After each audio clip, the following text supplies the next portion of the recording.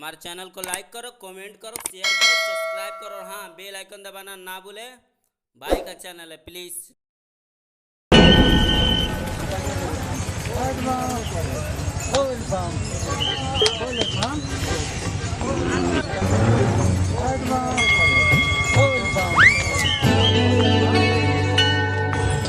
ए भैया काहे उदास वाला हो? का कोही रे देखना बड़ी लाइन लागल बा। लाइन लगल बा तो दा ना तू है भिरिया में दल दहा दो। उजा जल चढ़ता कि भांग चढ़ता? आथा बुझ गई नी यही से थावन में बाबा बाबुलाई लहलन। अरे तो एकर कोनो उपाय बा? बानू इनता ते दो थल दली पियावे ते परी का रे? अब थू ना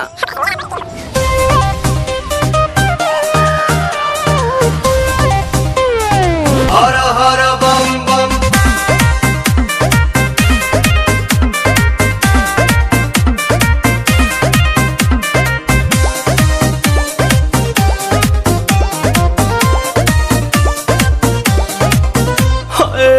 टेंशन में रहतानी काहे भोले दानी, अभांगा जा छोड़ दी साफा लइकन के कहल मानी।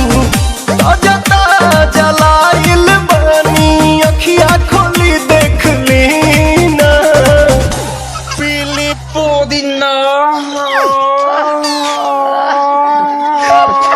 पुदीना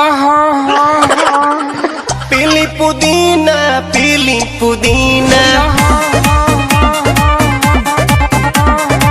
सावन भरही असो भंगिया के बिना।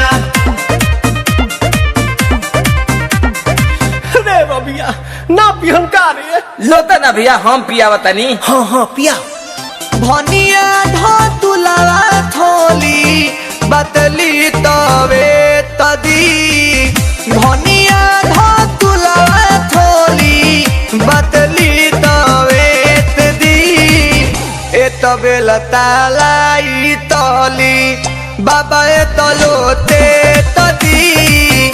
ए तबे लतालाई तली बेलूरा ताता तली जनतानी बाबा रउआ भंगिया के बिना काम न चलेला एको दिन राम।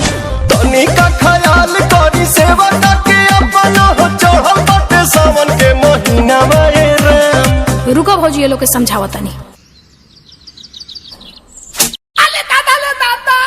अरे झूठो के भीड़ बाड़ा कइले हो, सभे के बाड़ा झुरइले हो। झूठो के भीड़ बाड़ा कइले हो, सभे के बाड़ा झुरइले हो। तोहर बिगड़ल काम बन जाई छन घर में। बाबा के शहर में जादेव घर में, बाबा के शहर में जादेव घर में, बाबा के शहर में। ये बतिया ढंग से ना बोल तू। जाना जल्दी। पुदीना